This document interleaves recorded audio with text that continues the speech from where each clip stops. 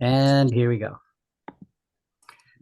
All right, so uh, this is the independent study program presentation for the upper grades. And I want to thank you all for being here tonight because the information shared is going to be pretty vital. And I'm going to go fairly quickly through this because, and I have to kind of apologize for that, but the reason is I don't have the unlimited minutes in Zoom. So, I've got to get through everything in a short amount of time. However, in the next slide, or one of the next slides here, you'll see that there will be an opportunity that is separate from this one for you to ask questions that I will address if you have any. Okay. So let's go ahead and move forward. So first of all, we apologize to all families whose children still do not have functional district accounts. Thank you for your patience and understanding. We're working hard to make those accounts active as soon as possible, but unfortunately we have some lingering issues. Some reminders, school materials pickup is tomorrow, 10 o'clock to 12 o'clock at Roar Elementary. Also, a list of other school supplies for you to get will be sent out tomorrow. And the recording for this meeting will be sent out tomorrow, as well as a link for a meeting just for addressing any questions you may have. Okay. So unfortunately, I can't do the Q&A part within this meeting because the time frame that I'm afforded in Zoom is limited.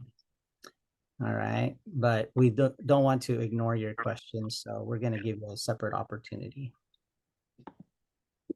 All right, here's the agenda. Gmail, Class Dojo, the home teacher, which might be new vocabulary for you. So we'll address that. Our weekly meetings, Monday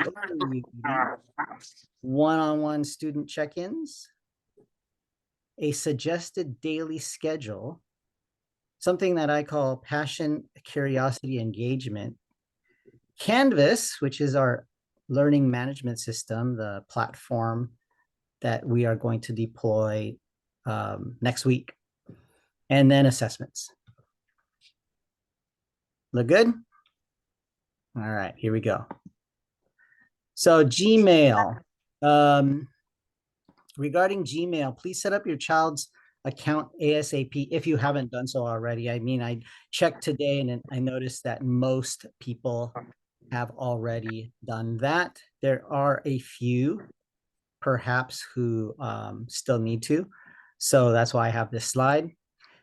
So you'll create a Gmail account for your child, send it to me as soon as possible. And then this is what we will be linking the child's Canvas platform to, okay, Canvas account to. And then you see there the on the screen the instructions for how to properly set that up as a child account. All right. Moving on. So Class Dojo remained the main platform for communication between the ISP school facilitator, which is me, Mr. Garcia, and the home teacher, which is you. That's kind of something new, and we'll talk about that. But I'm the ISP school facilitator. You're the home teacher. So this program will also be used for some assignments every now and then. Right now, I'm using it for assignments because some of you still don't have access, or some of the kids still don't have access to Teams. And I can't put their assignments there because they can't get them there. So Dojo is where I'm dropping some of the assignments for the time being. And again, the recording for this meeting is going to be sent out. So you'll be able to use that Google account or Gmail account that you created to join this code here. If you want to take a screenshot, you may do so. All right. So here we go. Here is what I was talking about earlier, home teacher. So the home teacher matters. I am the school facilitator. You are the ISP home teacher. To ensure your child's success, the ISP school facilitator and the ISP home teacher must work together and fulfill their designated responsibilities per the ISP MOU, Memorandum of Understanding, and signed contract. So there's just a set of bullets there under each role so that you can understand, our separate responsibilities a little better. I design and deploy the units, lessons, assessments, and curriculum materials. I provide instructional resources for you, the home teacher. I will receive and evaluate student work and provide feedback. I've already started doing that with the students. And I'll meet with the student and you on a regular basis. Some of your responsibilities are providing a home learning environment and daily schedule. I mean, think about that. Okay. That's an important step that most of you probably have done that, but maybe some haven't really thought this out about the importance of this part. But a daily schedule is something that is important for you to establish as the home teacher for your child. So that daily schedule would support engagement, focus, and productivity. Next is accessing instructional resources and delivering instruction as needed. Okay. You are the home teacher now. You'll also ensure timely completion of assignments and assessments. For most of you, that's just simply a matter of asking your child, hey, did you get that turned in yet? But also, since we're using Canvas, you'll be able to jump into that program and see the status of your child's assignments, whether it's due in a future date or if it's past due, and also if it has been graded. You'll also pick up curricular materials from the school and provide other instructional materials for student learning, proactively monitor student progress, review feedback, and provide academic guidance to support learning as needed. And finally, meeting with the school facilitator on a regular basis. All right. Now let's talk about our meetings. So our weekly meetings go like this, and I've got 4th, 5th, and 6th graders, okay? So all grades, when you look at this and understand it after studying it a little bit, you'll see that all grades meet with me like 9 to 9:15, but usually it'll go a little longer than that every morning, okay? And right now we're gonna have to do that in Zoom until all the students have their Teams accounts working. But for now, we're doing it in Zoom. So that's at 9 o'clock in the morning. And then we have a few other meetings that happen, okay? The grade level specific meetings, for example, just the 4th graders, just the 5th graders, just the 6th graders, will meet at specific times on Monday to get an overview of the work that is assigned for the week. Okay. So that's 9:30 for the 4th graders, 10 o'clock for the 5th graders, and 10:30 for the 6th graders, only on Mondays or only on the first day of the week, right? So if Monday's a holiday, then it'll be on a Tuesday. On Wednesdays, I will meet one-on-one with fourth graders and fifth graders, and there's a schedule for that. And then on Thursdays, I do that with the sixth graders. All right, so that's how the weekly meetings work. We may have, please note at the bottom, we may have longer morning meetings sometimes at the beginning of the school year to help students understand the platforms, programs, and processes that they will use to access, complete, and submit schoolwork. So yes, some of our morning meetings next week will be longer for me to have adequate time to explain to the students how to navigate around the programs. All right, moving on. So the Monday overview meetings, every Monday morning, grade level specific weekly overview meetings. Let me admit someone else. Will take place in teams. These 30-minute meetings will provide general information about the content assigned to students for the week. Now you, the home teachers, are encouraged to attend these meetings as well, the Monday ones. But if you're unavailable to do so, it's okay because a recording will be posted for you to access that, right? So if you're thinking about this, you're the home teacher and I've deployed out the work on Monday. And now I'm just spending some time talking about that work that has been deployed. Since you're the home teacher, you would want to either attend that overview meeting at the beginning of the week so you're aware of what the work entails, or you access the recording sometime in the morning. Sometime on Monday to, have that awareness at the beginning of the week, since you're going to be helping your child throughout the week on that work. All right. Now the one-on-one student check-ins, here's the schedule. Again, I mentioned fourth and fifth graders are meeting with me on Wednesdays, and then the sixth graders are meeting on Thursdays. So these will be brief meetings that provide an opportunity for students to show some of the work they've completed by that time during the week, and also to ask questions about their assignments. Okay, you can attend these as well. Okay. So here's a suggested daily schedule. Now, I just want to say something about this.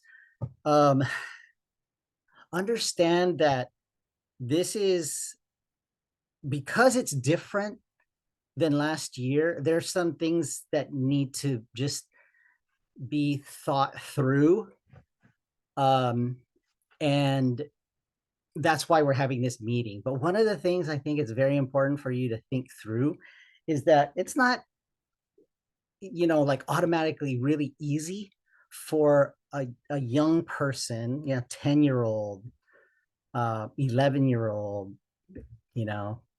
to be by themselves at home, like following a schedule, creating a schedule and following it.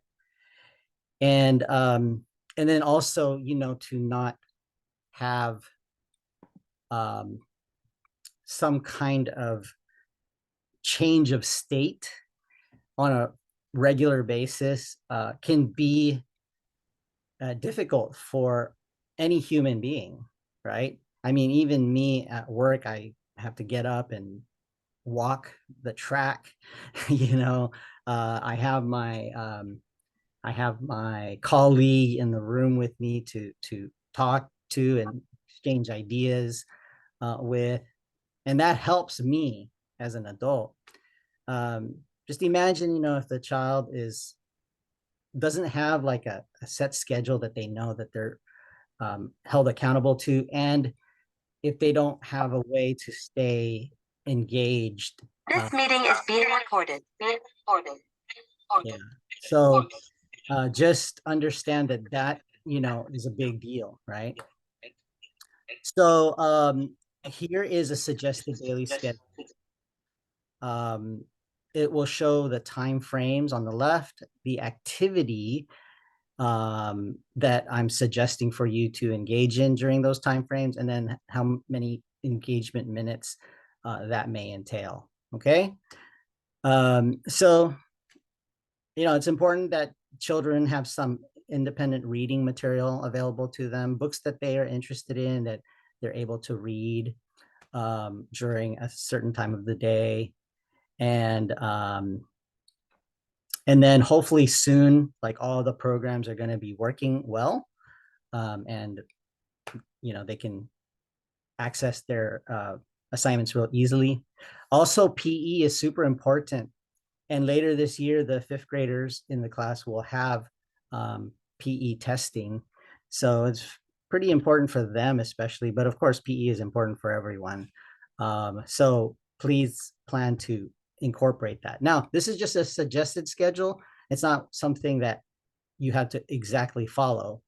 You have flexibility because it is an independent study program, but come up with some kind of schedule, right? Either use this one or one that you've created for yourself. And that will help a lot. All right. So there we go. All right. Related to what I was just saying a moment ago is this passion and curiosity engagement piece.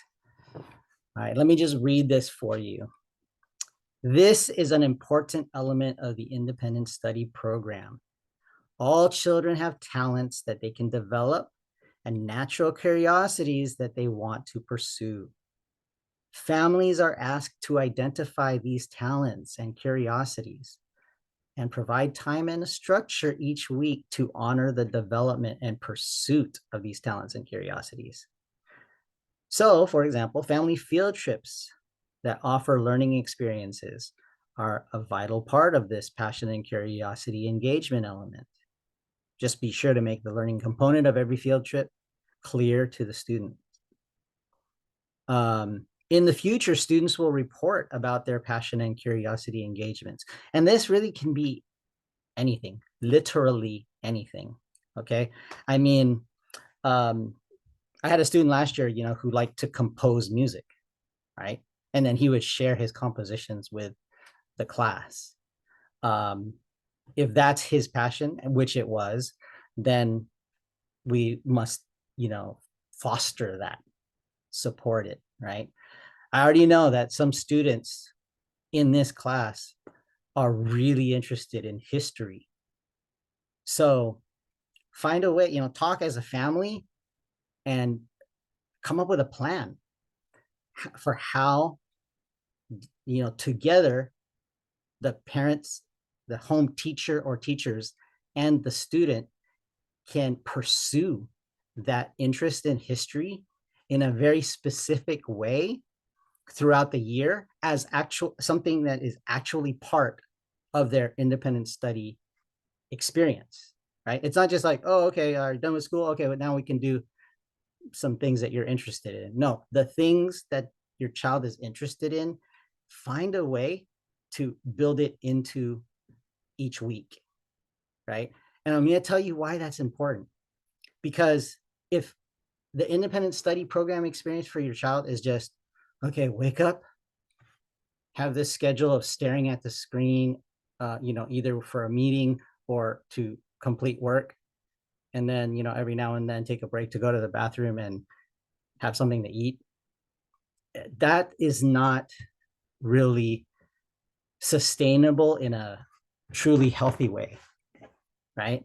But what is the one element I feel that can just transform that into something amazing is this piece.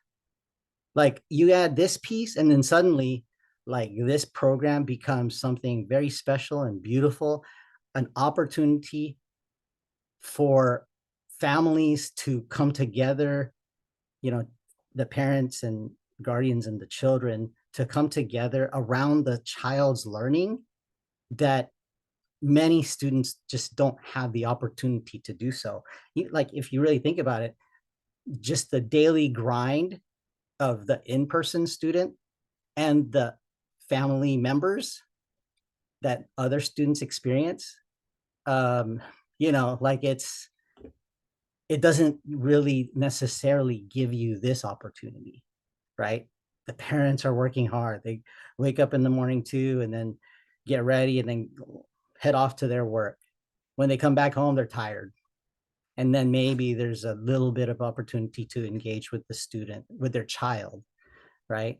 But maybe that engagement doesn't have anything to do with the child's passions or curiosities, right?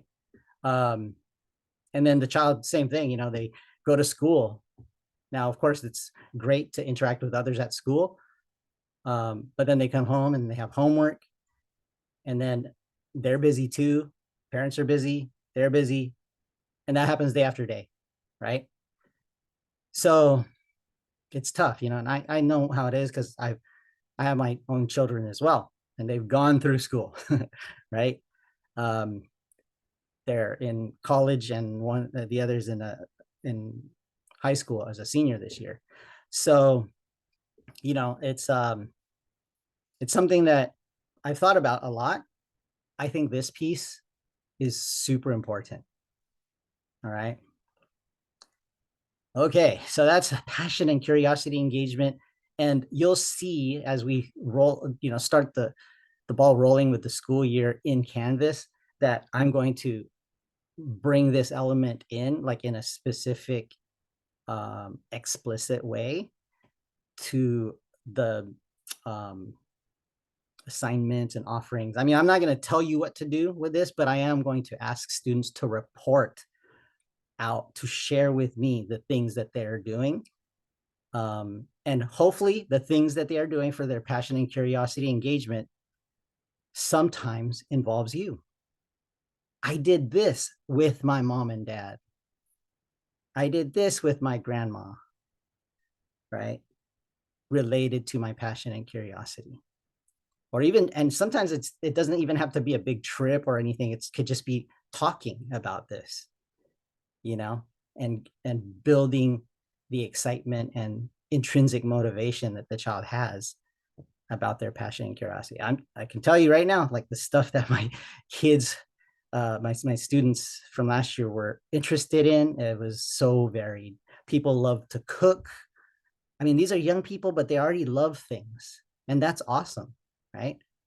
So they like to cook, they love to make music, they love to fold origami, they like to paint, they do ballet, they're interested in sports, right? But not just to do these things is what I'm asking, but to really like invest in a mental way, so that they understand it's not just a separate thing from school, it's part of their independent study school experience this year. All right. So our main platform for assignments will be Canvas. We will launch Canvas next week once all the students are in, and I have all the Gmail accounts. Each grade level, 4th, 5th, and 6th, will have separate Canvas accounts. Canvas will be divided into modules, and each module will be the weeks of the current quarter. So, next week will be a module, and the week after that will be a separate module. In each module, you'll see the discussion prompt and assignments for the week, and also teaching and learning resources will be included. That would be also not just for the student, but for the parent. So both of you, hopefully, the student and home teacher, will be in Canvas, spending time in Canvas each week. And that way, you know what's happening for the week, and you're seeing the different resources that you can access. And then, this is, as I mentioned earlier, going to be linked to the Gmail account. And the home teacher will be added to the Canvas account as an observer. So you'll be allowed to, you'll have the opportunity as an observer of your child in the Canvas platform to monitor their progress. Okay, that's kind of cool. All right, next.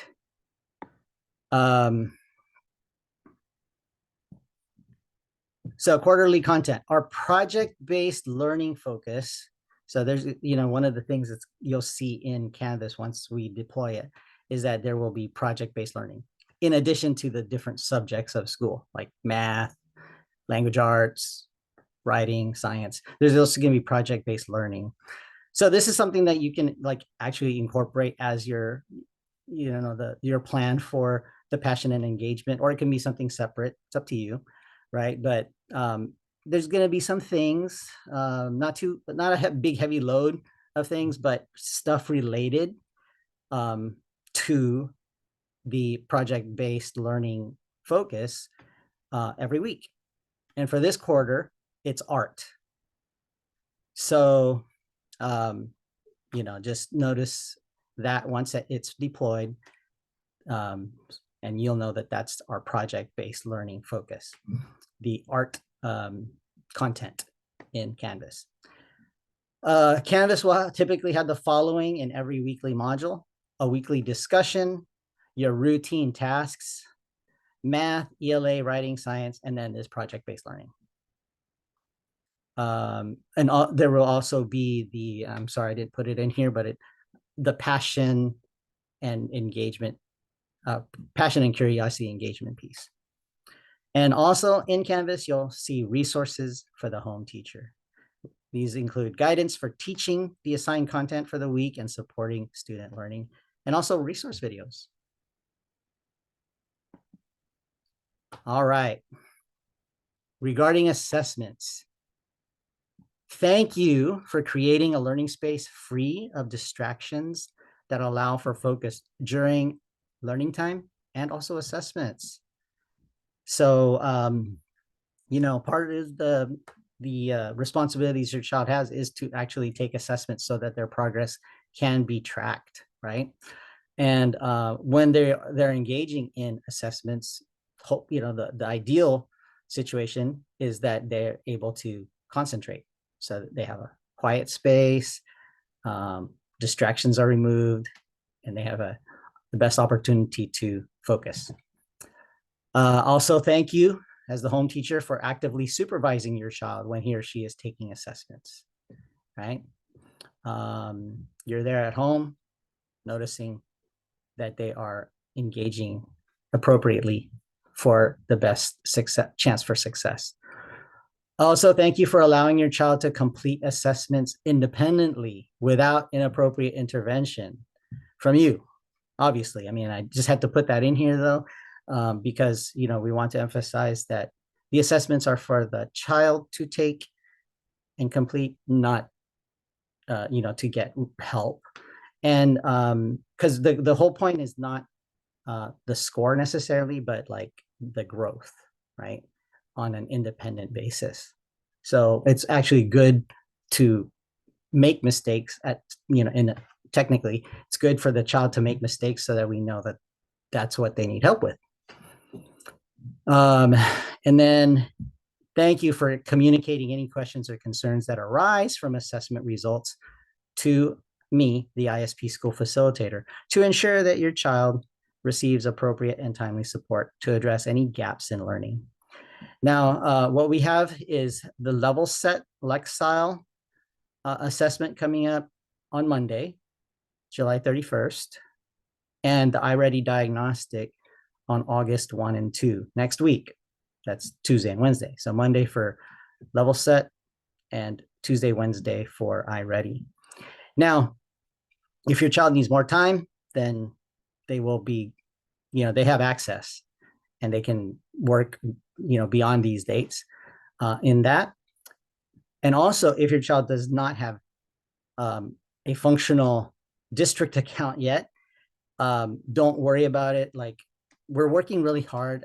It's terrible that they don't have everything up and running for everyone yet, but if they don't have access, we will reschedule. Okay, because the child won't be able to get into these assessments if their accounts are not functional. But again, it's not gonna be like held against your child to take the assessment later when their account is operational. All right. And again, I apologize for that. But we're coming to the end here. As we close, I just want to mention that this quote really contains or really captures the essence of what we see, how we see the independent study program functioning for you and your child this year. And it says, at the end of the day, the most overwhelming key to a child's success is the positive involvement of parents, right?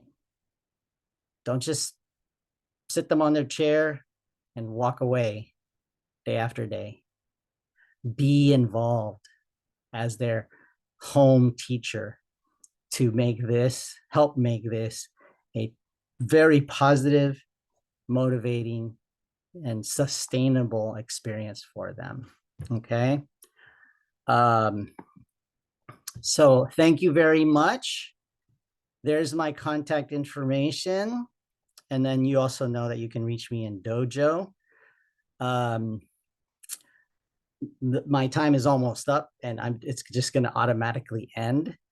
But like I said, I will send the recording of this out to you and also a link for another meeting, which will only last for however long it needs to last, right? To address any additional questions. And you don't have to jump into that meeting if you don't have any questions, but if you do, then just join that link. I'll just open the meeting and wait for anyone who jumps in who wants to ask questions. But that will be a link to a meeting that I set up for next week. All right. So I hope that works for you. I'm going to stop sharing my screen now. And before we end, I hope that I can just see your faces one more time. If you could turn your cameras on and at least wave goodbye. But I want to thank you so much for being here today and for trusting me with your children. Okay. Thank you very, very much. I appreciate it. Thank you. Thank you. Okay, bye. All right. Thank Bye you. for now. Bye. Bye. Bye. Bye. Thank you. You're welcome. Bye for now. Thank you.